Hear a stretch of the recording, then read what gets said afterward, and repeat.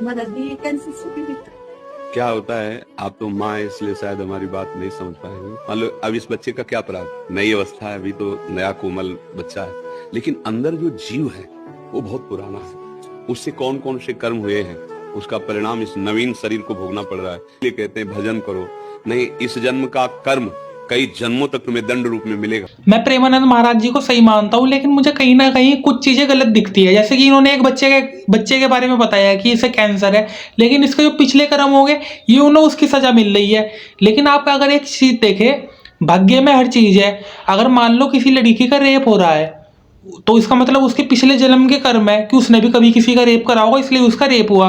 तो फिर जो रेप करने वाला इंसान है, जो रेप उसका कर रहा है, तो फिर उसका अगले जन्म में रेप होएगा। तो फिर तो भगवान ने ये एक लूप बना रखा है जो कभी खत्म ही नहीं होगा। तो ये तो यार मुझे चीज समझ नहीं आती। इलॉजिकल लगता है कि अगर कोई रेप कर रहा है और जिसका रेप हो रहा है वो पिछले जन्म की उसकी कोई करतूत है, उसका इसलिए रेप हो रहा है।